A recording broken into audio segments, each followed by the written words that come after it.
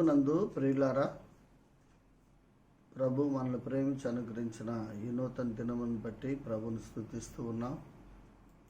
ఈరోజు మనం దేవుని వాక్యంలో రాజులు మొదటి గ్రంథం 10వ అధ్యాయంలో కొన్ని వచనాలు చదువుకుందాం.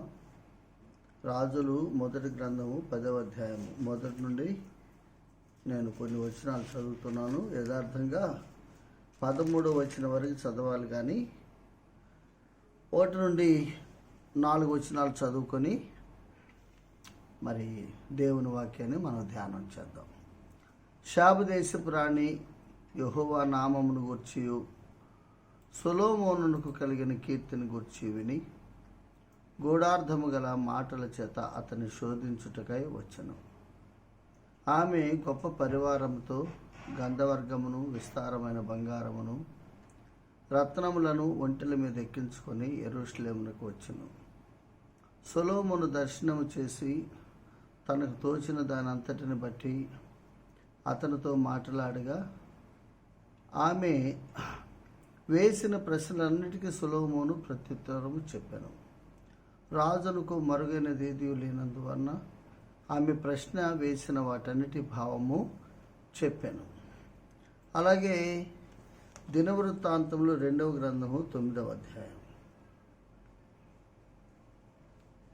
మొదటి 3 వచనాలు చదువుకుందాం. షాబు దేశపు రాణి సొలొమోనును గూర్చిన ప్రసిద్ధిని వినినప్పుడు గూఢమైన ప్రశ్నల చేత సొలొమోనును శోధింపవలనని కోరి మిక్కిలి గొప్ప పరివారమును వెంటబెట్టుకొని గంధవర్గములను, విస్తారము, బంగారమును, రత్నములను ఒంటెల మీద ఎక్కించుకొని యెరూషలేమునకు వచ్చెను. ఆమె సొలొమోను వద్దకు వచ్చి తన మనస్సులోని విషయములన్నిటిని గూర్చి అతనితో మాట్లాడాను. సొలొమోను ఆమె ప్రశ్నలన్నీ ఆమెకు విడదీసి చెప్పాను. సొలొమోను ఆమెకు ప్రత్యుత్తరం చెప్పలేని మరుగైన మాట ఏదీ లేకపోయాను. మనం చదువుకున్న లేఖన భాగమును ప్రభు దీవించినట్లుగా చిన్న మాట ప్రార్థించేద్దాం. ప్రేమ స్వరూపైన మా ప్రియ ప్రభువా, కృపగల తండ్రి, మీ పాదములు స్తోత్రములు. మమ్మను ప్రేమించి మీరు అనుగ్రహించిన మీ లేఖన భాగాన్ని బట్టి మిమ్మల్ని కొనియాడుతూ మాకు అవసరమైన సందేశము ఆ భాగములో నుండి మీరు అనుగ్రహించమని, ఆత్మ సహాయము దయచేయమని మా ఆత్మల కాపరి అధ్యక్షుడు యేసు ప్రభు నామములో ప్రార్థించుచున్నాము తండ్రి, ఆమేన్. ప్రభునందు ప్రియమైన దేవుని పిల్లలారా, షాబు దేశపు రాణి, ఆమె పేరు ఇక్కడ కూడా ప్రభు మరుగు చేశాడు. రాణిగారికి పేరు ఉంది, కానీ పేరు దేవుడు మరుగు చేశాడు. మనకు తెలుసు, పరలోకమందున దేవుడు సార్వభౌముడు. ఆయన కొన్ని విషయాలు మరుగు చేస్తాడు, ఆయన చెప్పడు. ఆ పేరు చెప్పనందువల్ల ఆయనకు వచ్చిన నష్టం లేదు, మనకు వచ్చిన నష్టం కూడా లేదు. అది గమనించాలి. చాలామంది ఏం చేస్తారంటే, వాక్యం చెప్పేవారు షాబు దేశపు రాణి పేరు ఫలానదే ఉండిద్దని ఏదో తమకు తోచినవని చెప్తూ ఉంటారు. అలా చెప్పకూడదు. అలా చెప్పడం దేవుని వాక్యానికి విరుద్ధం. ఎందుకంటే సామెతల గ్రంథం 25వ అధ్యాయం 2వ వచనంలో ఏమని ఉందంటే, సంగతి మరుగు చేయట దేవుని ఘనత. కాబట్టి కొన్ని విషయాలు ఆయన మరుగు చేస్తాడు, అది ఆయన ఘనత అన్నమాట, ఆయనకి మహిమ అన్నమాట. ఈ షాబు దేశపు రాణి, ఆమె పేరు మరుగు చేయడం ఆయన ఘనత. ఆ పేరు ఫలానదని చెప్పడం ఆయనకు అవమానం. అది గుర్తుపెట్టుకోవాలి. ఇక్కడ పేరు ముఖ్యం కాదు, కానీ ఆమె జీవన శైలి, ఆమె ప్రవర్తన, ఆమె ఆలోచన విధానం, అది ముఖ్యమైనదన్నమాట. కాబట్టి ఈ షాబు దేశపు రాణి సొలొమోను మహారాజు పరిపాలిస్తున్న కాలంలో ఆయన మందిరాన్ని కట్టి ఆ యొక్క సామ్రాజ్యాన్ని పరిపాలించే సమయంలో ఈమె షాబు దేశంలో ఒక రాణిగా ఉంది. ఈమె రాజ్యములో కొంతమంది మనుషులు ఉన్నారు. వారికి ఎలాగో సొలొమోనుని గురించి తెలిసింది, ఈమెకు తెలియదు. సొలొమోనుని గురించి తెలిసినప్పుడు సొలొమోను యొక్క గొప్పతనాన్ని ఇక్కడ బైబిల్లో మనం చదువు యెహోవా నామమును గూర్చియు సొలొమోను కలిగిన కీర్తిని గూర్చి వాళ్ళు చెప్తున్నారు. ఇది చాలా అసాధారణమైన విషయం అన్నమాట. ఈమె ఒక మహారాణి, ఈమెకు ఒక రాజ్యం ఉంది, సింహాసనం ఉంది, అధికారం ఉంది, సైన్యం ఉన్నారు, సైన్యాధిపతులు ఉన్నారు. సొలొమోను కూడా ఒక రాజు, ఆయనకి సైన్యం ఉంది, ఆయనకి సింహాసనం ఉంది. సహజంగా మానవ స్వభావం ఏంటంటే మన ముందు ఎవరైనా మరొక వ్యక్తిని పొగిడితే మనం దాన్ని సహించలేం. ఇది హ్యూమన్ వీక్నెస్, అంతే, మానవ స్వభావం. ఒక విధంగా చెప్పాలంటే పాప స్వభావం. సహజంగా మనిషి ఏమనుకుంటాడంటే నేనే గొప్ప, నాకు అన్నీ తెలుసు, నేనే గొప్ప అనుకుంటాడు. అటువంటి మనిషి ముందు మరొక వ్యక్తిని పొగిడేమనుకోండి, నీకంటే గొప్పోడు అన్నట్టుగా, ఆ వ్యక్తి ముందు నీవంతగా సరిపోయిన వ్యక్తివి కాదన్నట్టుగా మాట్లాడేవనుకోండి, మనిషి సహించలేరు. సహజంగా వాళ్ళ యొక్క నిజస్వరూపం ఇప్పుడు బయటపడుద్ది. ఒక రకమైన జలసి, ఒక రకమైన సహించలేని స్వభావం, అది మరొకరి గొప్పతనాన్ని ఒప్పుకునే స్వభావం మనిషిలో ఉంటుంది. మరి ఈమె ఒక మహారాణి కదా, ఈమె కూడా ఒక మహారాణి, శాపదేశపు రాణిని గ్రంథంలోనే పరలోకమందున్న దేవుడు వ్రాయించాడు. ఈమె ఒక రాణి, సొలొమోను ఒక రాజు. ఈ రాణి ముందు ఆ రాజుని గురించి పొగిడితే ఒప్పుకోవాలా? ఎవరైనా ఒప్పుకుంటారా చెప్పండి? కానీ ఈమెలో ఉన్న అసాధారణమైన గుణం ఇక్కడ మనం చూస్తున్నాం. ఆమె ఆ మాటలు సమ్మతిస్తుంది. ఈ శాపదేశపు రాణి జీవితంలో దినవృత్తాంతంలో 2వ గ్రంథము 9వ అధ్యాయంలో కానీ, రాజులు మొదటి గ్రంథం 10వ అధ్యాయంలో కానీ ఈమెను రాసిన సంగతుల్లో మనం సుమారు 11 విషయాలు మనం గమనించాలని నేను మనవి చేస్తున్నా. ఒకటి, ఆమె వినేది. ఆమెకి స్వభావం ఏంటంటే వినే స్వభావం. చాలామంది వినే స్వభావం ఉండదండి, చెప్పే స్వభావం ఉంటుంది. నేనంటే వినేది, వాళ్ళు చెప్తే అన్నట్టు తిరస్కార స్వభావం అన్నమాట. ఈమె గొప్ప మహారాణి కానీ ఎవరైనా చెప్తుంటే వింటుంది. ఇది చాలా మంచి లక్షణం. ఆమె స్వభావం ఎటువంటిది? ఆమెది వినే స్వభావం. ఆ తర్వాత ఆమె చాలా గంధవర్గాలు, విస్తారమైన బంగారము, మణులు, మాణిక్యాలు, రత్నాలు, గొప్ప పరివారాన్ని కూర్చుకొని సొలొమోను రాజు దగ్గరికి వెళ్తుంది. అది ఆమె అతిశయం.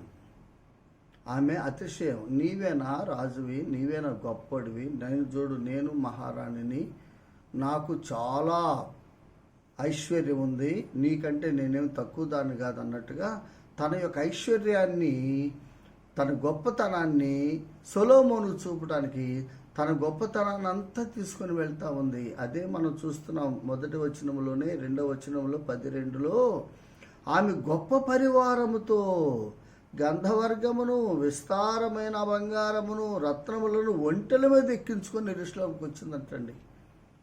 అది ఆమె అతిశయం. 3వ మాట మనం చూసినట్లయితే సొలొమోను దగ్గరకు వచ్చి ఏం చేస్తుంది? ఇక్కడ మనం చూస్తే మొదటి వచనములోనే గూఢార్థము గల మాటల చేత అతను శోధించుటకై, అది ఆమె అవివేకం. ఆమె వినేది, ఆమె అతిశయం. ఇక్కడ ఆమె అవివేకం. గూఢార్థం గల మాటలంటే నాకెంత తెలివి ఉందో తెలుసా, నేనెంత జ్ఞానినో తెలుసా, అసలు నాకున్నంత జ్ఞానం నీకుందా, నేను చెప్పేదానికి నువ్వు సమాధానం చెప్పగలవని గూఢార్థం గల మాటలట. వాటితో సొలొమోనును ఓడించాలని ఒక తపన, ఒక భావన, ఇక్కడ ఆమె అతిశయం కనబడుతుంది. ఇది ఒక విధంగా ఆమెలో ఉన్న మానవ బలహీనతకు సాదృశ్యంగా ఉంది. ఆమె అవివేకం అన్నమాట. అది ఆమె అవివేకం. ఆ తర్వాత మనం చూసినట్లయితే 10వ అధ్యాయం 2-3 వచనాల్లో మనం చూసినప్పుడు అక్కడ 2-3 వచనాల్లో ఒక మాట ఉంది. తనకు తోచిన దానిని అంతటిని బట్టి అతనితో మాట్లాడగా. ఆమె ప్రశ్నలన్నిటికీ జవాబు చేస్తున్నాడు సొలొమోను.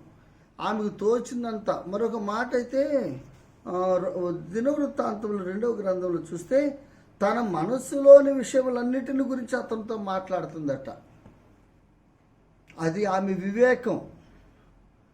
ఆమె దగ్గరకు వచ్చిన తర్వాత, అతని దగ్గరకు వచ్చిన తర్వాత తనకు మనసులో ఏమేమి ఉన్నవో ఆ గూఢార్థం గల మాటలన్నీ వన్ బై వన్ ఒకదాని వెంట ఒకటి వరుసన సొలొమోనుతో మాట్లాడుతుంటే ఆయన జవాబు ఇచ్చాడు. అది ఆమె వివేకం అని మనం చెప్పుకోవచ్చు.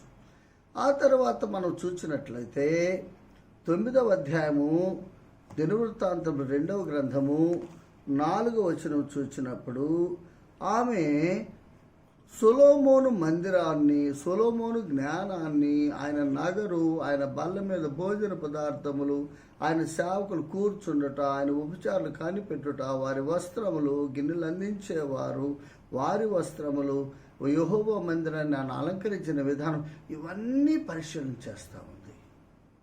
ఇవన్నీ గమనిస్తూ ఉంది. ఇవన్నీ చూసినప్పుడు ఆమె పరిశీలన చేసేది. ఎక్కడికైనా వస్తే బ్లైండ్గా నాకెందుకులే అన్నట్టుగా ఉండేది కాదు. ఆమె పరిశీలన చేసేది. ఆమె వినేది, ఆమె అతిశయం, ఆమె అవివేకం, ఆమె వివేకం, ఆమె పరిశీలన అనేది మనం చూస్తున్నాం. 10వ అధ్యాయము రాజుల గ్రంథము 5వ వచనం చూస్తే ఆమె విస్మయం పొందింది, ఆమె ఆశ్చర్యం. అవన్నీ చూసినప్పుడు ఆశ్చర్యపోతా ఉంది. ఆమె ఎందుకు ఆశ్చర్యపోయింది ఇవన్నీ మనం తర్వాత ధ్యానం చేస్తాం వరుసన. ఆమె ఆశ్చర్యం 10వ అధ్యాయము 5వ వచనంలో మనం చూస్తున్నాం. 8వ వచనం చూస్తే 10:8లో ఆమె సాక్ష్యం, సొలొమోను గురించి ఆమె ఇస్తున్న సాక్ష్యం మనం గమనించగలం. అలాగే 10వ అధ్యాయం 7వ వచనంలో చూస్తే ఆమె ఒప్పుకోలు. అక్కడ ఏమనుందంటే ఒక మాట చాలా చక్కగా అంటుందండి. ఆమె అయినను నేను వచ్చి కన్నులారా చూడక మునుపు ఆ మాటలను నమ్మకయుంటిని, ఉన్న దానిలో సగమైనను అతను చెప్పబడలేదట. ఆమె శాపదేశంలో ఉన్నప్పుడు విన్నారు కదా, ఈ రాజుల గురించి పొగడము చెప్పడం, ఎంత గొప్పవాడు సొలొమోను, ఎంత పరాక్రమశాలు, ఎంత ధనవంతుడు, ఎంత తెలివి గలవాడు, ఎంత జ్ఞానం కలిగిన వాడు, ఎంత గొప్ప మందిరాన్ని కట్టించి ఇవన్నీ చెప్తుంటే ఇంతేనా, ఇంత గొప్పవాడు అనుకుందట. ఇప్పుడు ఎక్కడికి వస్తే ఆ చెప్పిన వాళ్ళు ఇందులో సగం కూడా చెప్పలేదని తను ఒప్పుకుంటుంది. చూసారా, ఒక వ్యక్తి మరొక వ్యక్తి గొప్పవాడని ఒప్పుకోవటం ఈ లోకంలో జనరల్గా జరగదు, ఒప్పుకోరు. సహజంగా నేనే గొప్ప అనే తత్వం మనుషుల్లో ఉంటుంది. కానీ ఈమె తన యథార్థ స్థితిని ఒప్పుకుంటుంది. నీకంటే నేను తక్కువ దాన్ని, నేనేదో గొప్పదాన్ని అనుకున్నాను, నిన్ను చూడకముందు నాకంటే నీవు ఎన్నో రెట్లు గొప్పవాడవు, నిన్ను గురించి నా దాసులు నాకు చెప్పింది, ఇప్పుడు నేను చూసింది అలా సగం కూడా చెప్పలేదు. నీ గొప్పతనము వారు చెప్పిన దానికి ఎన్నో రెట్లు గొప్పదని తను స్వయంగా సొలొమోను గురించి సాక్ష్యం ఇస్తూ ఉంది. ఆ సాక్ష్యంలో తను ఎంత చిన్నదో, తను సొలొమోను కంటే ఎంత అన్ని విషయాల్లో చిన్నదో తనంతట తను ఒప్పుకుంటుంది, మరొకరు చెప్పడం కాదు. అది అసాధ్యం, ఈ లోకంలో అందరికి సాధ్యమయ్యే పరిస్థితి కాదు. కానీ అలా ఒప్పుకుంటుంది. ఆమె ఒప్పుకోవాలి, అక్కడ చూస్తున్నాం. ఆ తర్వాత 10వ వచనం మనం చూస్తే 10:10లో ఆమె రాజునకు ఇచ్చెను అని ఉంది. ఆమె సమర్పణ మనం చూస్తున్నాం. ఆ రాజుకి ఆమె ఇచ్చిన సమర్పణ మనం చూస్తున్నాం. ఆ తర్వాత మనం చూస్తే 13వ వచనంలో రాజు ఆమెకు ఇచ్చెను, ఆమె దీవెన. ఇన్ని లక్షణాలు ఆమెలో ఉన్నాయి. ఇవన్నీ కూడా నేడు దేవుని పిల్లలమైన మనలో ఉండవలసిన లక్షణాలు, మనలో ఉన్న లక్షణాలకి సాదృశ్యంగా ఉన్నాయి. ఈ 11 లక్షణాలను క్లుప్తంగా మనము ఒక్కోటి మనం ధ్యానం చేద్దాం. చూడండి, 10వ అధ్యాయము 1వ వచనం చూసినప్పుడు ఈ 10వ అధ్యాయం 1వ వచనంలో ఉంది, రాజుల మొదటి గ్రంథం, అలాగే దినవృత్తాంతము 2వ గ్రంథము 9వ అధ్యాయం 1వ వచనంలో కూడా ఉంది. అక్కడ ఏమని ఉందంటే ఆమె విని అనే మాట మనం చూస్తున్నాం. ఆమె దగ్గరున్న ఆమె మనుషులు, ఆమె యొక్క సామంతులు అనండి, లేక రాయబారులు అనండి, ఆమె సైన్యాధిపతులు అనండి, ఆమె దగ్గరున్న అంగరక్షకులు అనండి, ఆమె యొక్క రాజదర్బారులో ఉన్న మనుషులు అనండి, మంత్రులు అనండి, వారు ఆమె ముందు మరొక రాజును పొగుడుతున్నారండి. అమ్మా, మనది గొప్ప రాజ్యమే కానీ ఆ రాజు ఉన్నాడే సొలొమోను, అసలు ఎంత గొప్ప రాజు. ఆయన అంత గొప్ప రాజు కావడానికి ఇక్కడ దేవుడు వ్రాయించిన మాట, శాబదేశపు రాణి యెహోవా నామమును గూర్చి సొలొమోను కలిగిన కీర్తిని గూర్చి విని. వారు చెప్పేటప్పుడట ముందు దేవుడని యెహోవాను గురించి పొగుడుతున్నారు.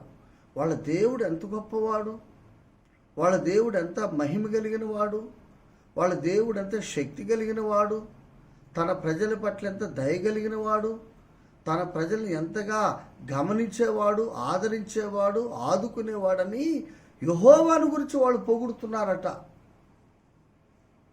మరి ఈమె కూడా ఎవరొకరు దేవుడు ఉంటాడుగా. ఇప్పుడు శాపదేశపు రాణికి యెహోవా దేవుడు కాకపోయినా వాళ్ళ దేవతో దేవుడు ఎవరో ఉంటారు. ఆమె ముందున్న మనుషులు ఆ రాణి పూజించే దేవత పేరు కానీ దేవుడి పేరు కానీ చెప్పకుండా మన దేవుడి కంటే వాళ్ళ దేవుడు గొప్పవాడు అన్నట్టు చెప్తా ఉంటే ఆమె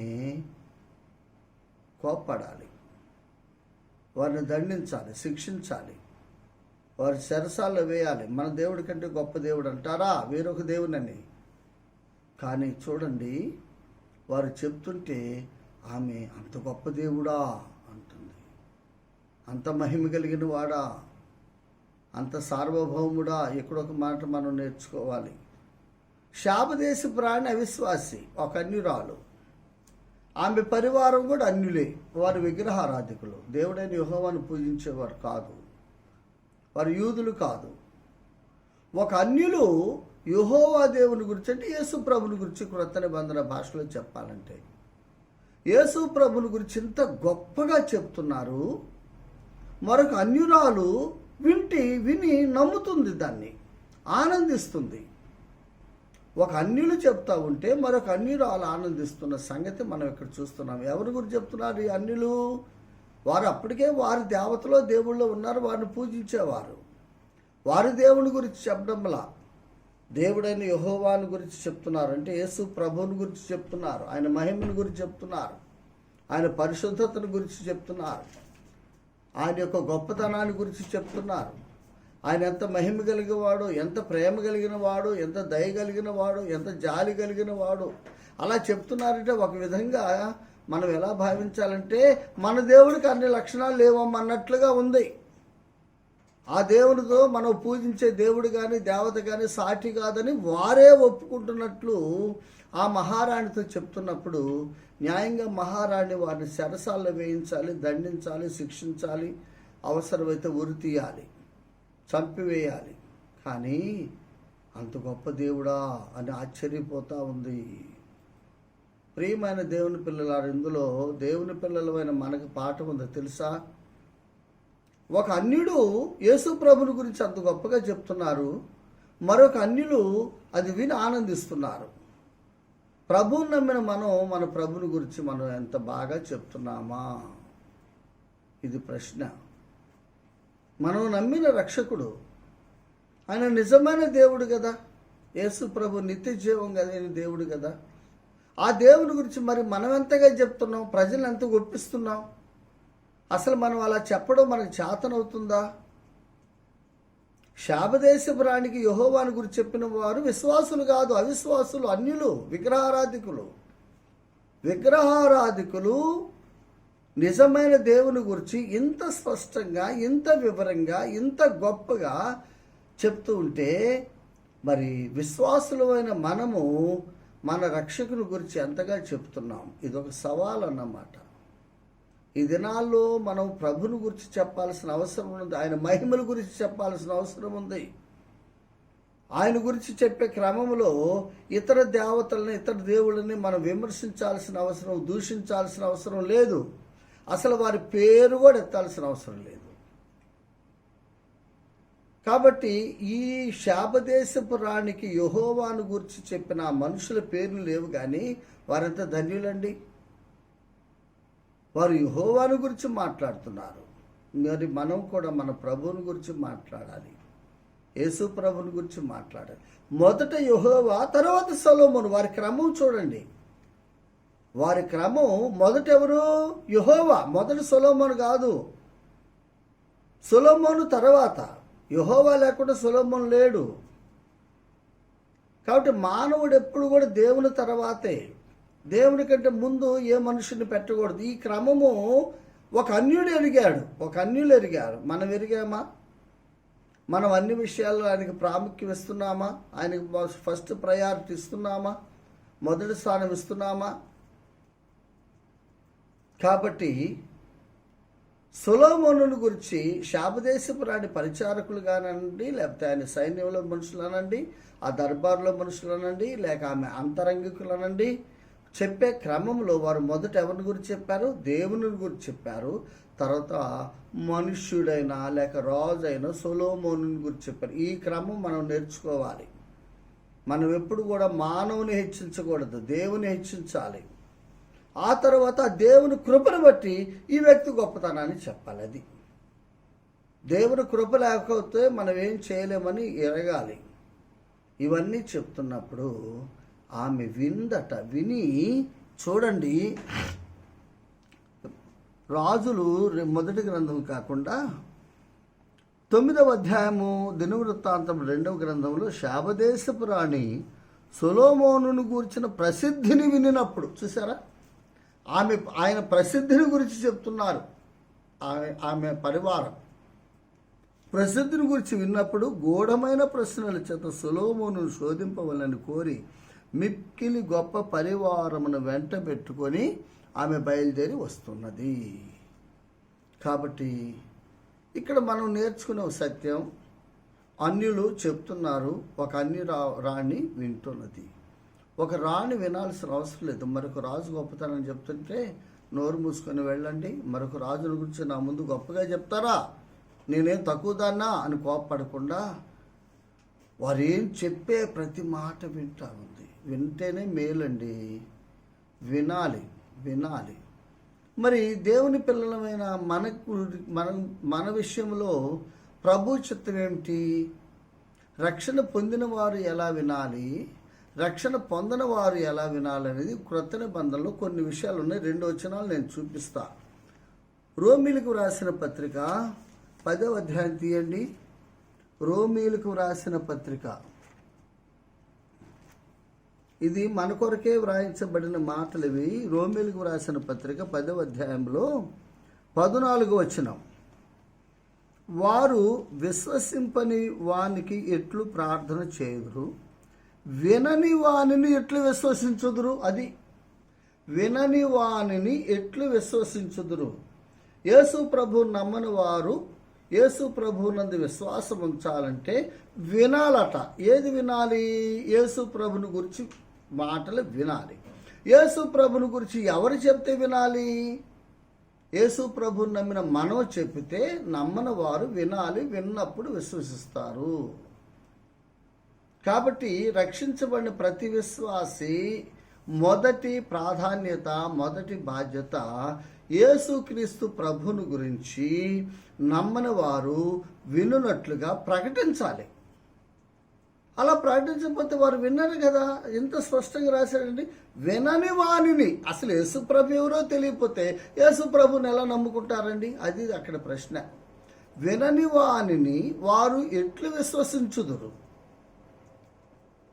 కాబట్టి ప్రియమైన దేవుని పిల్లలారా, అందుకే మన ప్రియ ప్రభు కూడా తన చివరి ఆజ్ఞ, తను ఆరోహణలో వెళ్ళబోయే ముందు మీరు సువార్తను ప్రకటించుడి, అది ఆయన చెప్పింది. సువార్తను ప్రకటించుడి. కాబట్టి మనము వినని వారికి దేవుని సువార్తను మనం ప్రకటించాలి. వారు వినాలి. విన్నప్పుడు ఏం జరుగుతుంది? అదే అధ్యాయము 17 వచనంలో వినుట వలన విశ్వాసం కలుగునంతే. ఒక వ్యక్తి యేసు ప్రభువుని నమ్మాలంటే వినుట వలనండి. వినేయాలంటే ఎవరైనా ఒకరు చెప్పాలి కదా. ఎవరు చెప్పాలి? నమ్మిన మనం చెప్పాలి. అది కాబట్టి ప్రియమైన దేవుని పిల్లలారా, యేసు ప్రభువుని నమ్మిన వారు నమ్మని వారికి యేసు ప్రభువుని గురించి చెప్పడం అనేది మొదటి బాధ్యత. అలా చెప్పినప్పుడు వారు వింటారు, నమ్ముకుంటారు. అలా చెప్పకపోతే అసలు వినరు. కాబట్టి యేసు ప్రభు వారు ఎవరో వారికి తెలియదు కాబట్టి వారు నమ్మరు, విశ్వసించరు, చివరికి అగ్నిగుండానికి వెళ్తారు. కాబట్టి యేసు ప్రభువుని నమ్మిన వారికి మొదటి ఒక బాధ్యత ఏమిటంటే నమ్మని వారికి సువార్త ప్రకటించాలి, యేసు ప్రభుని గురించి చెప్పాలి. రెండవ బాధ్యత ఏమిటి చూడండి, యాకోబు వ్రాసిన పత్రిక. యాకోబు వ్రాసిన పత్రిక ప్రభువు నమ్మిన దేవుని పిల్లల పైకి ఉన్న రెండు బాధ్యతలు. ఒకటి నమ్మని వారికి సువార్త ప్రకటించుట. రెండవ బాధ్యత మొదటి అధ్యాయం 19లో, నా ప్రియ సహోదరులారా మీరు సంగతి ఎరుగుదురు గనుక ప్రతి మనుష్యుడు వినుటకు వేగిరపడాలి. అది ఇక మనం వినాలి. ఒకటేమో వినని వారికి యేసు ప్రభువుని చెప్పాలి, రెండు మనం వింటూ నేర్చుకోవాలి. అది ఎవరన్నా చెప్తుంటే ఈయన చెప్పేదేంటి ఈ మాకు తెలియదని ధిక్కరించి తిరస్కారంతో వెళ్తే ఎవరు బాగుపడరు, ఎవరు పెద్దోళ్ళు గారు, ఎవరు నేర్చుకోరు. వినుటకు వేగిరపడాలి. ఈ రెండు లక్షణాలు ఏ విశ్వాసాలు ఉంటాయో ఆ విశ్వాసిని ప్రభు దీవిస్తాడండి. ఒక రాణి వింటుందండి. ఆ రాణికి చెప్పేవాళ్ళు రాణి కంటే గొప్పోళ్ళు కాదు. రాణి ఉప్పు పులుస్తుని ఉంటున్నారు. రాణి దగ్గర ఉద్యోగస్తులు. ఆ రాణి తన కంటే చిన్నవారు తన దగ్గర పనిచేసేవారు చెప్తుంటే ఆమె వింటుంది. విని ఎంతో దీవెన పొందింది తెలుసా. ఇక్కడ ఒక మాట కూడా మనం చెప్పుకోవచ్చు. రాజుల 2వ గ్రంథంలో 5వ అధ్యాయంలో నయమాను ఇంట్లో ఒక ఇశ్రాయేల్ చిన్నది ఉంది. చిన్న పిల్ల, టీనేజ్ గర్ల్. ఆ చిన్న పిల్ల ఒక విషయం చెప్పింది అమ్మగారికి, నయమాను భార్యకి. ఆమె వింటే నయమాను బాగుపడ్డాడా, ఆమె వినకపోతే నయమాను బాగుపడ్డాడా చెప్పండి. ఆమె ఆ చిన్నపిల్ల మాట వింది కాబట్టి నయమానుకు శుద్ధి దొరికింది, కుష్టు పోయింది, ఆ ఇంట్లో ఆనందం దొరికింది. ఆ యొక్క విషాదం, ఆ దిగులు, ఆ ఏడుపు, ఆ విచారం అన్నీ పోయాయి. అన్నీ పోవడానికి కారణం ఏంటంటే ఒక చిన్న పని చేసింది, వింది. ఆ యజమానురాలు, గొప్ప సైన్యాధిపతి భార్య ఒక పని పిల్ల మాట విందండి. వినుట వలన విశ్వాసం కలుగును, వింటే ఆశీర్వాదం. దేవుని పిల్లలు యేసు ప్రభు నమ్మిన వినడం నేర్చుకోవాలి. వినడం నేర్చుకోకపోతే వాళ్ళకి దీవెనలే దొరకవు. ఈ శాపదేశపు రాణి కూడా వింది కాబట్టి ఆమె జీవితంలో అద్భుతాలు జరిగినట్లుగా. అంతేకాదు, పరలోకమందున దేవుడి పరిశుద్ధ గ్రంథంలో 2 స్థలాల్లో ఆమెను గురించి వ్రాయించి పెట్టాడండి. అవసరమా? ఒక్కో చోట 13 వచనాలు 15 వచనాలు వ్రాయించి పెట్టాడు. చూసారా? ఆమె భక్తురాలు కాదు, ఆమె యూదురాలు కాదు, ఆమె విశ్వాసి కాదు, ఆమె ఒక అన్యురాలు, ఒక విగ్రహారాధికురాలు, దేవుణ్ణి ఎప్పుడు ప్రేమించింది కాదు, యెహోవా దేవుని ఆరాధించింది కాదు. కానీ ఆమె చరిత్ర ఈ 2 స్థలాల్లో వ్రాయించాడంటే దేవుడు ఎంత ప్రముఖమైన స్థానం ఆ సహోదరికి ఇచ్చాడో మనం గమనించాలి. దానికి ముఖ్యమైన కారణం ఏంటంటే ఆమె వినేది. అంతే, చిన్న పనండి, వినేది. అంటే వినడము అంటే ఎవరిని తిరస్కరించేది కాదు, ఎవరిని చిన్న చూపు చూచేది కాదు, ఎవరిని అవమానపరిచేది కాదు. దేవుని పిల్లలమైన మనకి ఈ లక్షణాలు ఉండకూడదు. ఎవరిని చిన్న చూపు చూడకూడదు. వాడు చిన్నోడు, వాడు చిన్నోడు, జూనియర్, మేము సీనియర్స్, మాకు అనుభవం ఉంది, వాళ్ళు చెప్తే మేము వినేదేంటి అని ఎప్పుడు అనుకోకూడదు. వినడం నేర్చుకోవాలి. మనం వినడం నేర్చుకోవాలి. ఆమెలో ఉన్న ప్రాముఖ్యమైన లక్షణం వినునది అనేది మనం చూస్తూ ఉన్నాం. ఓకేనా? ఆమెలో ఉన్న వీక్నెస్ మనం ఇప్పుడు చూద్దాం. మానవ బలహీనత లేని మనిషి భూలోకంలో ఎవ్వరూ లేరు. ఇప్పుడు చూడండి, 2వ వచనంలో చూస్తే 10వ అధ్యాయం రాజుల మొదటి గ్రంథంలో, ఆమె గొప్ప పరివారముతో గంధవర్గమును, విస్తారమైన బంగారమును, రత్నములను ఒంటెల మీద ఎక్కించుకొని యెరూషలేమునకు వచ్చాను. ఇది ఆమె అతిశయం అన్నమాట. ఆయనేనా నాకు లేదా బంగారం, నాకు లేవా రత్నాలు, నాకు లేదా వెండి, నాకు లేదా ఘనత, నాకు లేదా పరివారం, నాకు లేదా రాజ్యం, నాకు లేదా సింహాసనం, నాకు లేదా డబ్బు, నాకు లేదా అధికారం, నా అధికారాన్ని చూడు, నా గంధవర్గాలు చూడు, నా బంగారం చూడు, నేను నీకంటే ఏం తక్కువదాన్ని అన్నట్టుగా వచ్చింది. ఇది మానవ బలహీనత. సహజంగా ఎవరైనా తమ్మును తాము అనేక మందికి కనపరుచుకోవడానికి ప్రయత్నం చేస్తూ ఉంటారు. ఈనాడు కొన్ని ఫంక్షన్స్లో మనం చూస్తే ఒంటి నిండా బంగారం వేసుకొని వస్తారు. ఎందుకు? మేము ఎంత గొప్పవాళ్ళం అని చెప్పడానికి. కొంతమంది కొన్ని కోట్ల రూపాయలు ఖరీదు చేసే విలువైన కార్లలో వస్తారు. ఎందుకు? మా స్టేటస్ చూడు. కొంతమంది విలువైన బట్టలు వేస్తారు. కొంతమంది ఫంక్షన్స్లో కోట్లు కోట్లు ఖర్చు పెడుతూ ఉంటారు. వెడ్డింగ్ కార్డ్స్ బంగారంతో తయారు చేపిస్తున్నారండి. ఫంక్షన్స్లో బహుమానాలు లక్షలు ఖర్చు పెట్టిస్తాడు. ఎందుకంటే వాళ్ళ తమ గొప్పతనాన్ని ప్రదర్శించుకోవటం. అది హ్యూమన్ వీక్నెస్ అంతే. దానివల్ల ప్రయోజనం ఉందంటే ఏమి లేదు. అది అతిశయం అంటుంది బైబిల్. ఈమె కూడా ఒక బలహీనురాలే. ఆమెలో ఒక మంచి లక్షణం ఏమిటి? ఎవరు చెప్పినా వినిది. అసలు అది చాలా గొప్ప మంచి లక్షణం.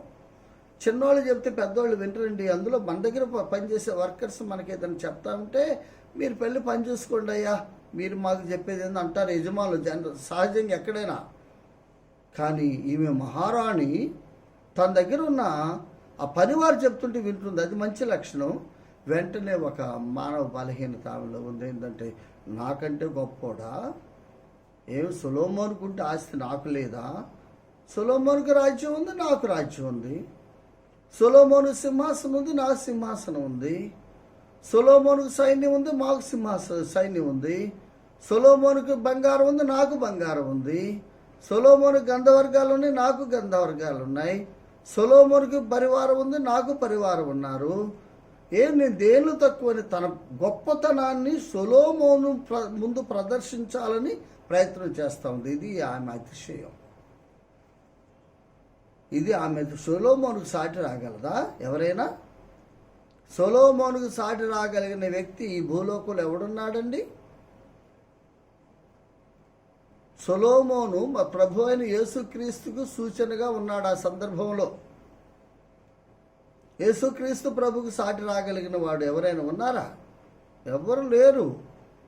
అది ఆమె అవివేకం, లేక ఒక విధంగా ఆమె అతిశయం. కాబట్టి ఈ బలహీనత లేని మనిషి కూడా ఎవరు లేరు. ఈనాడు చాలామంది ప్రభువుని నమ్మిన దేవుని పిల్లలు కూడా, దేవుని సేవకులు కూడా ఈ అవివేకాన్ని అతిశయాన్ని ప్రదర్శిస్తూ ఉన్నారు. చాలామంది తమ డాంబికాన్ని దేవుని పిల్లలండి, దేవుని వాక్యాన్ని ప్రకటించేవారు డాంబికాన్ని ప్రదర్శిస్తున్నారు, అతిశయాన్ని ప్రదర్శిస్తున్నారు, అహంభావాన్ని ప్రదర్శిస్తున్నారు. అది దేవుని పిల్లలకు తగదు. శాపదేశ ప్రాణులకు గొప్ప పరివారం అవసరం అండి. అసలు ఇక్కడ గొప్ప పరివారం అన్నాడు. కానీ దినవృత్తాంతం 2వ అధ్యాయంలో చూస్తే, ఆ 9వ అధ్యాయంలో సొలొమోనును శోధింపవలనని కోరి మిక్కిలి గొప్ప పరివారం వెంట పెట్టుకొని, రాజుల గ్రంథంలో గొప్ప పరివారం అన్నాడు. దినవృత్తాంతంలో మిక్కిలి గొప్ప పరివారం ఎంతమందిని తీసుకొని వచ్చిందో, ఎన్ని వేల మందిని. తన గొప్పతనాన్ని, తన అధికార దర్పాన్ని, తన ఐశ్వర్యాన్ని, తన అధికారాన్ని, తన ఐశ్వర్యాన్ని ప్రదర్శించాలని వస్తూ ఉంది. సొలొమోను ముందు సాటి వస్తుందా? సొలొమోను ముందు చెల్లుతుందా? కాబట్టి ప్రియమైన దేవుని పిల్లలారా, ఇందులో మనం నేర్చుకునే సత్యం ఏంటంటే, సొలొమోను మన ప్రభువుకు సాదృశ్యకున్నాడు. సొలొమోను ముందు మనం మన దర్పాన్ని, మన పాండిత్యాన్ని, మన గొప్పతనాన్ని, మన ప్రావీణ్యాన్ని, మన తెలివితేటలు ప్రదర్శించకూడదు. అసలు ఎందుకంటే బుద్ధి, జ్ఞానము, సర్వసంపదలు ఆయన యందు గుప్తమై ఉన్నవని కొలస్సే పత్రికలో మనం చూస్తున్నాం. ఆయన మనకి ఇచ్చేవాడు. మనకు బుద్ధి ఇచ్చేది ఎవరు? జ్ఞానం ఇచ్చేవాడు ఎవరు? ఐశ్వర్యం ఇచ్చేవాడు ఎవరు? ఆయన దగ్గర మన గొప్పతనం ఎందుకండి? కాబట్టి ఇక్కడ మనం నేర్చుకోవాల్సిన సత్యం, దేవుని పిల్లలంగా ప్రభు ఒకవేళ నిన్ను తన బలమైన చేతిలో బలిష్టమైన సాధనంగా ఒకవేళ వాడుకుంటే వాడుకోవచ్చు కాక జీవితకాలం దీనత్వం కలిగి ఉండాలి. అతిశయం దేవుని పిల్లలకి పనికిరాదు. అతిశయం అనేది సైతాను లక్షణం. ఈమె మంచి లక్షణమే ఉంది, వినే లక్షణం, కానీ వెంటనే ఆమెలో ఏముంది? అతిశయం ఉన్నది. విశ్వాసంలో అతిశయానికి చోటు లేదని మనం నేర్చుకోవాలి. మూడవ లక్షణం మనం చూసినప్పుడు చూడండి, ఆమె వచ్చింది కదా, వచ్చి 10వ అధ్యాయము 1వ వచనంలో చూస్తే ఆమె అసలు ఎందుకు వచ్చింది? గూఢార్థము గల మాటల చేత అతనిని శోధించుటకై. నా తెలివి తెలుసా నీకు? నా ప్రావీణ్యం తెలుసా? నా చదువు తెలుసా? నా పాండిత్యం తెలుసా? ఇప్పుడు నేను ప్రశ్నలు వేస్తా, దానికి నువ్వు సమాధానం చెప్పన్నట్టుగా ఆమె వచ్చినట్లుగా మనం చూస్తున్నాం. అది ఆమె అవివేకం. సొలొమోను ముందు మన జ్ఞానం పనికొస్తుందా? సొలొమోను గురించి దైవ గ్రంథంలో ఏమని వ్రాయబడిందంటే, ఒక్కసారి రాజుల గ్రంథంలోనే చూడండి. రాజుల గ్రంథంలో 3వ అధ్యాయము 12వ వచనం చదువుతున్నా. నీవు ఈలాగున అడిగినందున నీ మనవి ఆలకించుచున్నాను, బుద్ధి వివేకములు గల హృదయము నీకు ఇచ్చుచున్నాను. పూర్వీకులలో నీ వంటి వాడు ఒకడును లేడు, ఇక మీదట నీ వంటి వాడు ఒకడును ఉండడు. ఎవరు చెప్తున్నారు? యెహోవా దేవుడు చెప్తున్నాడు. భూమి పుట్టింది మొదలుకొని నీకు ఉన్నంత జ్ఞానం కలిగినోడు ఇంత మటుకు లేడు, ఇక భూమి ఉన్నంత కాలం ఇంకెవడు రాడు. సొలొమోనుకు సాటి అయిన వాడు అంతకుముందు లేడు, ఇక ముందు రాడని దేవుడు చెప్తున్నాడు. అలాంటి సొలొమోను దగ్గర తన పాండిత్యాన్ని ప్రదర్శించాలని ప్రయత్నం చేస్తున్న ఒక అవివేకి పఠం ఇక్కడ ఈ శాపదేశ ప్రాణిలో చూస్తున్నాం. ప్రియమైన దేవుని పిల్లలారా, ఇక్కడ మనం ఏం నేర్చుకోవాలంటే, మనకంటే పెద్దవారు ఉన్నారు, మనకంటే గొప్ప భక్తులు ఉన్నారు, దేవుని పనిలో ఎంతో ప్రయాసపడిన గొప్ప భక్తులు ఉన్నారు. వారి ముందు మన పాండిత్యాన్ని ప్రదర్శించకూడదు. వారి ముందు మనం దీనులంగా ఉండాలి. వారి ముందు మన గొప్పతనాన్ని ప్రదర్శించకూడదు, మన తెలివితేటలు ప్రదర్శించకూడదు. నాకు ఇటీవల ఒక జరిగిన విషయమే ఊరికి ప్రస్తావన చేస్తున్నా. ఒక ప్రాంతం పేరు చెప్పకూడదు, వ్యక్తుల పేరు చెప్పకూడదు కదా, అది మర్యాద కాదు కాబట్టి చెప్పటల్లా. ఒకడు క్రొత్తగా నమ్ముకున్నాడు, సేవకు వచ్చాడు, సేవకుడు అయ్యాడు. ఏదో దేవుడు కొంత వరం ఇచ్చాడు, చక్కగా వాడబడుతున్నాడు. కానీ గర్విష్టి. ఆయన ముందు తండ్రులు లాంటి వారు 60 ఏళ్ళు 70 ఏళ్ళు 80 ఏళ్ళు ప్రభువులో ఉన్న వాళ్ళు ముందు కూర్చొని ఉంటే అతడు వాక్యం చెప్తూ అంటాడట, కీర్తన గ్రంథంలో ఎన్ని కీర్తనలు ఉన్నాయో మీకు ఎవరికైనా తెలుసా? ఎంత డాంబికం, ఎంత అవివేకి! ఆ ముందు కూర్చున్న వారి ప్రభువుని నమ్మిన వయసు అంత లేదు, ఇతడి వయసు అంతా. కానీ అంటాడు 150 కీర్తనలు కదా, కీర్తన గ్రంథంలో ఎన్ని కీర్తనలు ఉన్నాయో మీకు తెలుసా అని ప్రశ్న వేస్తాడు. మరలా అంటాడు వెంటనే, కీర్తన గ్రంథం ప్రతి కీర్తన చెప్పిన మాట చెప్పకుండా నేను వాక్యం చెప్తా, మీరు ఎవరైనా చెప్పగలరా? ఇటువంటి గర్విష్ఠులు ఉన్నారండి. ఇటువంటి గర్విష్ఠులు, డాంబికులు, ఉప్పొంగేవారు, ఇటువంటి వారు ఉన్నారు ఈనాడు. మనకు తగదు. ప్రభువు నమ్మిన వారికి దీనత్వం కావాలి. ఈమె సొలొమోను జ్ఞానం ఉంది. ఈ జ్ఞానం ఏ పాడిది అసలు? ఈమె గూఢార్థం గల మాటల చేత సొలొమోను శోధించగలదా? శోధించలేదు, అది ఆమెకు తెలీదు. కాబట్టి అది ఆమె అవివేకం అన్నమాట. ఆమె అవివేకాన్ని ప్రదర్శిస్తుంది. అదే సమయంలో సొలొమోను దగ్గర ప్రతి సమస్యకి, ప్రతి ప్రశ్నకి సమాధానాన్ని రాబడుతుంది. చూడండి, ఇక్కడ మనం చూసినప్పుడు 3వ వచనం 10వ అధ్యాయంలో ఆమె వేసిన ప్రశ్నలన్నిటికీ సొలొమోను ప్రత్యుత్తరము చెప్పాను. ఇదే మాట 9వ అధ్యాయము రాజులు దినవృత్తాంతములు 9వ అధ్యాయం 2వ వచనంలో సొలొమోను ఆమె ప్రశ్నలన్నీ ఆమెకు విడదీసి చెప్పాను. సొలొమోను ఆమెకు ప్రత్యుత్తరము చెప్పలేని మరుగైన మాట ఏదియో లేదు. చూసారా, సొలొమోను మన ప్రభువు సూచన అని చెప్పాను కదా, ఆయనకి అసాధ్యం ఉన్నదా? ఇక్కడ మనం నేర్చుకునే సత్యం ఏంటంటే, ప్రతి సమస్యకి, ప్రతి ప్రశ్నకు, ప్రతి చిక్కుకు, ప్రతి ఇబ్బందికి, ప్రతి కష్టానికి జవాబు సొలొమోను. సొలొమోను అనగా ఇక్కడ యేసు ప్రభు. మనకున్న ప్రతి సమస్య, మనకున్న ప్రతి చిక్కు, ప్రతి కష్టం, ప్రతి ఇబ్బంది పరమ సొలొమోను యేసుక్రీస్తు ప్రభు దగ్గర తీస్తే ఆయన అన్ని పరిష్కారం చేస్తాడండి. ఆయన ఏది కూడా ఇది నాకు తెలియదులే, దీనికి నేను చెప్పలేను అని అండు. ఆయనకి తెలియంది మరుగైంది ఏమీ లేదు. ఈమె తనకు ఉన్న ప్రతి సమస్య, ప్రతి ప్రశ్న, ప్రతి విషయము సొలొమోనుకు చెప్పి జవాబు పొందింది. ఇది ఎంత వివేకం అండి. మరి దేవుని పిల్లలమైన మనకుండే సమస్యలు, మనకుండే ఇబ్బందులు, మనకు వచ్చే చిక్కు సమస్యలు, వీటన్నిటిని ప్రభు దగ్గర చెప్పి, ప్రభు పాదాల దగ్గర పెట్టి మన జవాబు పొందుతున్నామా, లేక ప్రజల దగ్గర పెడుతున్నామా? ఆలోచన చేయండి. ప్రజల దగ్గర పెట్టకూడదు, ప్రభు దగ్గర పెట్టాలి. మనకుండే ప్రతి సమస్య ప్రభువుకి చెప్పాలి. ప్రభు అసమానుడు, ఆయన తెలియనిది ఏమీ లేదు. ఆయన అన్నిటికీ జవాబు చెప్పగలడు. కాబట్టి ప్రియమైన దేవుని పిల్లలారా, ఈ వివేకం మనకు ఉండాలి. మానవ జీవితంలో సమస్యలు రాకపోవు, ఇబ్బందులు రాకపోవు, కష్టాలు రాకపోవు, నిందలు రాకపోవు, కరువు కాటకాలు రాకపోవు, క్లిష్ట పరిస్థితులు రాకపోవు. ఖచ్చితంగా వస్తాయి. యేసు ప్రభు నమ్మిన వస్తాయి.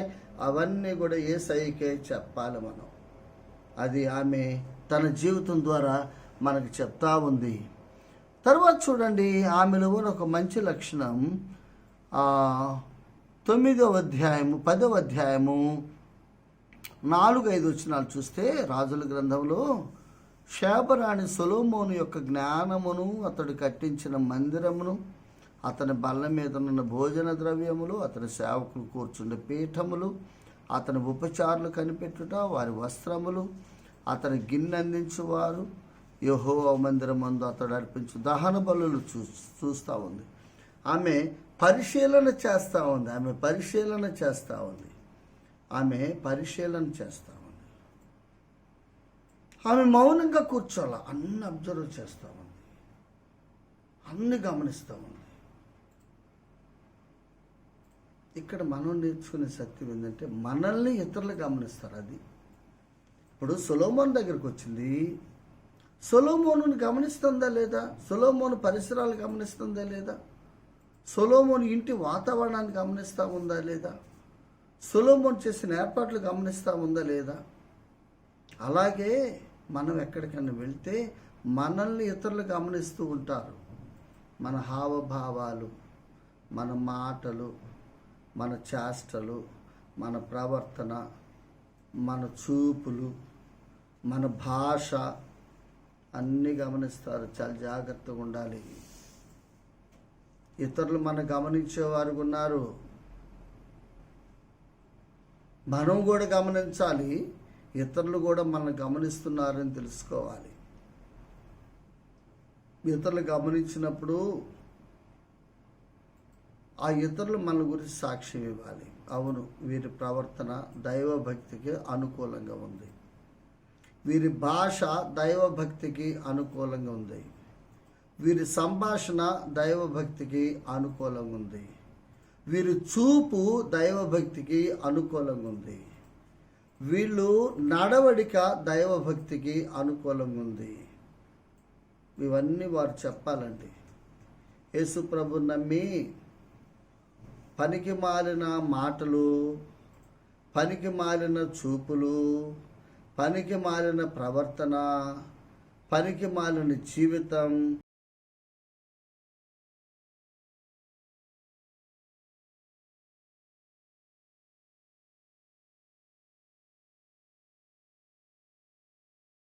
మనలో ఉండకూడదు. ప్రజలు గమనిస్తూ ఉంటారు.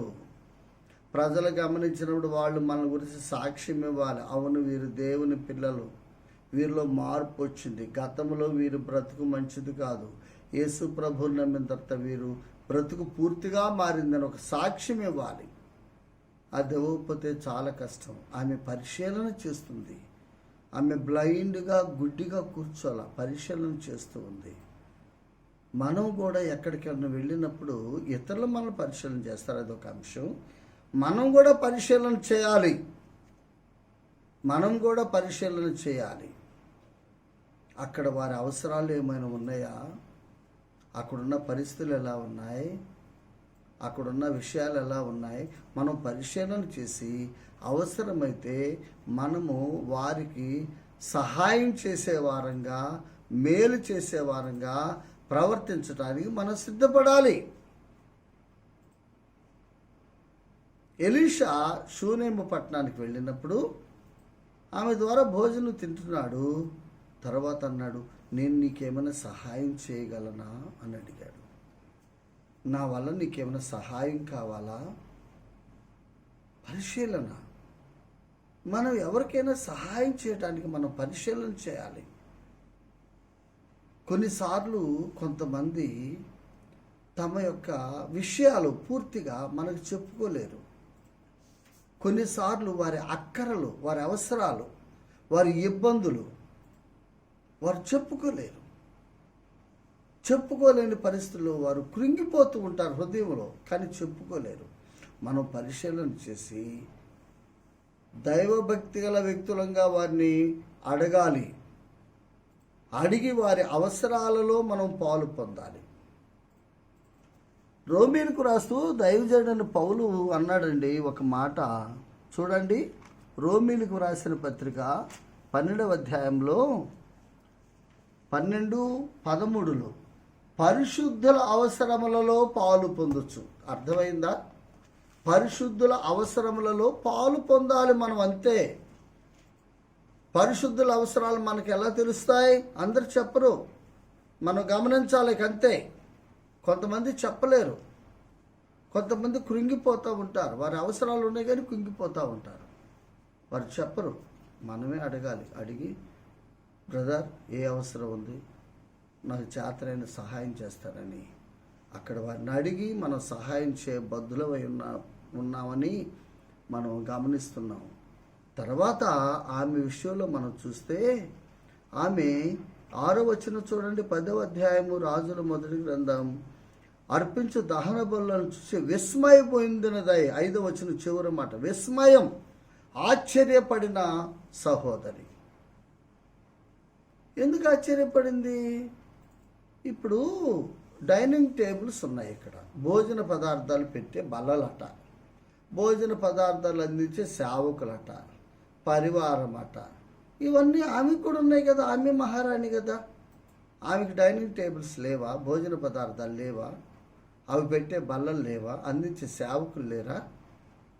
కానీ ఆమె దగ్గర ఉన్న సేవకులు ఆ పద్ధతి, ఇక్కడ సొలొమోను దగ్గర ఉన్న పద్ధతి చూసినప్పుడు ఆమెకు ఆశ్చర్యం. ఎందుకంటే ఆమె విస్మయం ఉంది. ఎందుకంటే వారి క్రమము చూచది, క్రమం.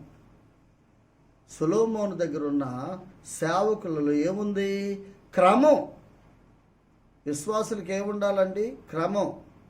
ఎవరైనా మన ఇంటికో మన మందిరానికో వచ్చారని అనుకోండి, వారు మన మందిరానికి వచ్చినప్పుడు, మన ఇంటికి వచ్చినప్పుడు మన ఇంటిలో క్రమం చూసి ఆశ్చర్యపడాలి. ఏంటి ఇంత క్రమంగా ఉంటారా ఈయన భార్య పిల్లలు? ఈ వస్తువులు ఇంత క్రమంగా పెట్టుకుంటారా? ఇంట్లో వస్తువులు ఇంత క్రమంగా ఉంటాయా? ఇల్లు ఇంత శుభ్రంగా పెట్టుకుంటారా? ఆశ్చర్యపోవాలి. ఎక్కడ వస్తువులు అక్కడే పడిచి చంద్రవందరగా అదొక స్టోర్ రూమ్ లాగా కొంతమంది విశ్వాసుల గృహాలు ఉంటాయి. పిల్లలు ఎవరిష్టం వాళ్ళదే. అసలు ఒక క్రమం లేదు ఈనాడు విశ్వాసుల గృహాల్లో. అలాగే మన సంఘంకి వచ్చినప్పుడు కూడా సంఘంలో ఉన్న విశ్వాసులు, సహోదరులు కూర్చుండే క్రమం, సహోదరులు కూర్చుండే క్రమం, యవన బిడ్డలు ఎలా ఉంటున్నారు, యవన సహోదరులు ఎలా ఉంటున్నారు, చిన్నపిల్లలు ఎలా ఉంటున్నారు, కార్యక్రమాలు అలంత క్రమంగా జరుగుతున్నాయి. ఇవన్నీ క్రమం. మీరు తిమోతి పత్రిక చదువుకుంటే మొదటి తిమోతి పత్రికలు 7 రకాల క్రమాలు మనం చూడగలం. దేవుని పిల్లల్లో ప్రభువు క్రమాన్ని కోరుతున్నాడు. సొలొమోను రాజ్యములో, ఆయన ఆస్థానములో క్రమం ఉంది. ఈనాడు చాలా స్థలాల్లో క్రమం లేదు. అందుకే మత్తయి సువార్తలో కూడా ప్రభు మాట్లాడుతూ ఒక గుంపును చూచేమన్నాడు, అక్రమము చేయవారులారా అన్నాడు. క్రమం లేకపోతే అక్రమేనండి. దేవుని పిల్లలు అక్రమం ఉండకూడదు. ఎందుకు శాపదేశపురాన్ని ఆశ్చర్యపడిందంటే, అక్కడ వారి యొక్క సామ్రాజ్యంలో, సొలొమోను సామ్రాజ్యంలో, రాజమందిరంలో ఏముందంటే క్రమం ఉంది. సొలొమోను రాజమందిరంలో ఉన్న సేవకులు ఎలా ఉన్నారో ఈమె కూడా సేవకులు ఉన్నారు, భటులు ఉన్నారు, డైనింగ్ టేబుల్స్ ఉన్నాయి, భోజన బల్లలు ఉన్నాయి, భోజన పదార్థాలు ఉన్నాయి, అందించే పరిచారకులు ఉన్నారు. ఈమె కూడా లేరా? ఈమె కూడా ఏదో దేవాలయం ఉంటుంది. మరి సొలొమోను కట్టిన మందిరం వేరు, దాని క్రమం వేరు. అవన్నీ చూసినప్పుడు మాకు మీకు ఎంత తేడా, అది గమనించాలి. మన గృహాలు వచ్చినప్పుడు, మన గృహాన్ని ఎవరైనా దర్శించినప్పుడు మన ఇంటిలో ఉన్న క్రమాన్ని చూసి వారు ఆశ్చర్యపడాలి. మన సంఘాన్ని దర్శించినప్పుడు మన సంఘంలో క్రమాన్ని చూసి వారు ఆశ్చర్యపడాలని మనం చూస్తున్నాం. మన గృహాలు కానీ సంఘాలు కానీ గలిబిలిగా అసహ్యంగా ఉండకూడదని దేవుని వాక్యంలో మనం నేర్చుకుంటున్నాం. ఆ తర్వాత చూస్తే మరొకటి 10వ అధ్యాయం 8వ వచనంలో చూస్తే ఆమె అంటుంది, నీ జనులు భాగ్యవంతులు అంటుంది. ఆమె సాక్ష్యం. అవును, ఇందులో మనం నేర్చుకున్న సత్యం, దేవుడైన యెహోవాను తమకు దేవుడిగా గల జనులు ధన్యులు. ద్వితీయోపదేశకాండంలో 33వ అధ్యాయంలో మనం చూస్తున్నాం, యెహోవా రక్షించిన నిన్ను పోలిన వాడెవడంటూ ఇశ్రాయేలు నీ భాగ్యం ఎంత గొప్పది అంటున్నాడు. కాబట్టి యేసు ప్రభు నమ్మిన వారే భాగ్యవంతులండి. అది ఇక్కడ నీ సమ్ముఖం అంటే నేను ఇందాక చెప్పాను కదా, నీ జనులంటే సొలొమోను ప్రభు అయిన యేసుక్రీస్తుకు సాదృశ్యకున్నాడు. ఆయన నమ్మిన జనులే ఈ ప్రపంచంలో భాగ్యవంతులండి. ఇంకా మరొకటి లేదు. నాకు సమయం అయిపోతుంది కాబట్టి నేను త్వరగా ముగిస్తున్నా. నీ జనులు భాగ్యవంతులు, నీ ముందర ఎల్లప్పుడూ నిలిచి నీ జ్ఞాన వచనములను వినుచుండ నీ సేవకులు భాగ్యవంతులు. అది ఎవరండి ఈ లోకంలో భాగ్యవంతులు? కోట్లు ఉన్న వాళ్ళు కాదు, లక్షల కోట్లు ఉన్నాయి లేవు కొంతమందికి. వారు భాగ్యవంతులు అనుకుంటున్నారు. నో, వారు కాదు భాగ్యవంతులు. యేసు రక్తంలో కడుగుబడిన వారే భాగ్యవంతులు. దేవుని వాక్యం వినేవారు భాగ్యవంతులు, దేవుని సన్నిధిలో ఉండేవారు భాగ్యవంతులని ఈ వచనంలో ఆమె సాక్ష్యం ఇస్తూ ఉంది. అంటే మేము కాదండి భాగ్యవంతులు, మీరే అని ఒప్పుకుంటుంది. ఆమె సాక్ష్యాన్ని మనం చూస్తున్నాం. ఆ తర్వాత అంటుంది, ఆమె ఒప్పుకోలు మనం ఇక్కడ చూస్తున్నాం. ఇందాక నేను చదివాను కదా, నేను వచ్చి కన్నులారా చూడక మునుపు ఇప్పుడు నేను చూస్తున్నానే, అందులో సగమైనా నేను చూడలేదంటుంది. ఈ స్టేట్మెంటు మనం పొందాలి. చివరిగా మనం చూస్తే ఆమె సమర్పణ. ఆమె ఒట్టి చేతులతో రాల సొలొమోను దగ్గరికి. సొలొమోను స్థాయికి తగినట్లుగా వచ్చింది. సొలొమోను తగినట్లుగా ఆమె కానుకలు సమర్పించింది. దేవుని పిల్లలమైన మనం కూడా దేవునికి తగినట్లుగా రావాలి. తెస్సలోనికైల పత్రికలో చూస్తే 2వ అధ్యాయంలో 3వ అధ్యాయంలో ఆ విషయాలు చక్కగా ఉన్నాయి. దేవునికి తగినట్టుగా రావాలి. ఖాళీ చేతులతో దేవుని సన్నిధికి రాకూడదు. ప్రభు మనకిచ్చిన సమృద్ధిని బట్టి, ప్రభు మనకిచ్చిన స్థితిని బట్టి ప్రభువుకు తగినట్లుగా వచ్చి ఆయన కానుకలు సమర్పించాలి. కానుకలు సమర్పించిన తర్వాత ఆమె ఒట్టి చేతులతో వెళ్ళిపోయిందా? ఒక్క మాట చూడండి, అది చదువుకొని ముగించుకుందాం.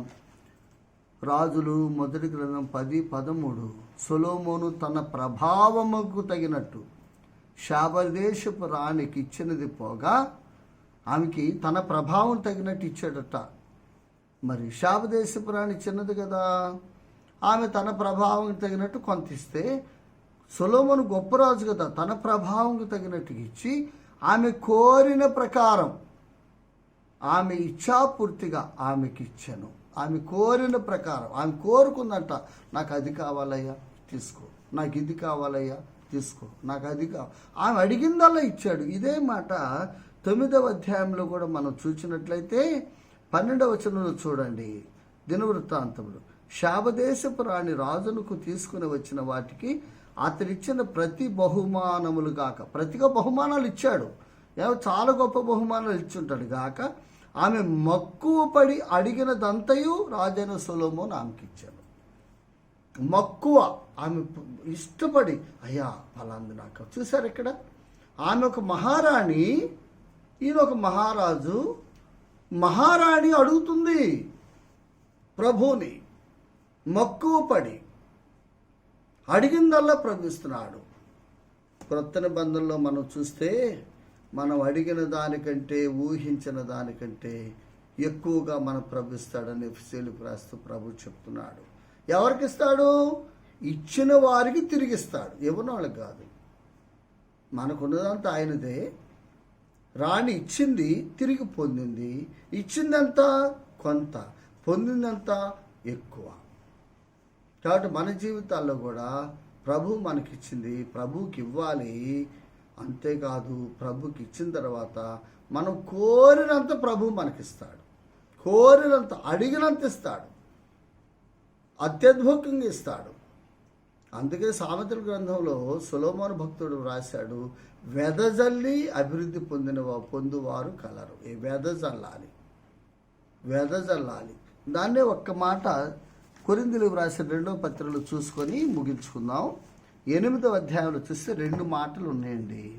4వ వచనంలో తమ సామర్థ్యము కొలది, అలాగే 12వ వచనంలో తమ కలిమి కొలది ఇచ్చినది ప్రీతికరం. విశ్వాసం ఎలా ఇవ్వాలి? ప్రభుకి సామర్థ్యం కొలది ఇవ్వాలి. ప్రభు మనకిచ్చిన కలిమి కొలది ప్రభుకి ఇవ్వాలి. ఈ రాణి అలాగూ మన ప్రభుకు సాదృశ్యం ఉన్న సొలొమోనుకు వచ్చి ఆమె ఎంతో దీవెన పొంది సంతోషంగా తిరిగి వెళ్ళింది. ఆమెలో మనం నేర్చుకున్న కొన్ని సత్యాలు వరుసన జ్ఞాపకం చేసి ప్రార్థన చేసుకుందాం. ఆమె లక్షణాలు: నంబర్ 1, ఆమె వినేది. నంబర్ 2, ఆమెలో అతిశయం ఉంది. నంబర్ 3, ఆమె అవివేకంగా ప్రవర్తించింది. నంబర్ 4, ఆమె వివేకంగా ప్రవర్తించింది. నంబర్ 5, ఆమె పరిశీలన చేసేది. నంబర్ 6, ఆమె ఆశ్చర్యపడింది. నంబర్ 7, ఆమె సాక్ష్యం. నంబర్ 8, ఆమె ఒప్పుకోలు. నంబర్ 9, ఆమె సమర్పణ. నంబర్ 10, ఆమె దీవెన. సొలొమోను ద్వారా పొందుకున్న దీవెన మనం చూస్తున్నాం. మనం కూడా అలాగూ ఒక అన్యురాలు, ఆమె అన్యురాలు, ప్రభువుని ఎరగంది. ఇంత గొప్ప ధన్యురాలు అయితే ప్రభువుని నమ్మిన మనం ఆమె కంటే మరి ఎక్కువగా భక్తిగా జీవించి ప్రభువుని మహింపరచడానికి పరిశుద్ధాత్ముడు సహాయం చేయనుగాక. ఆమేన్.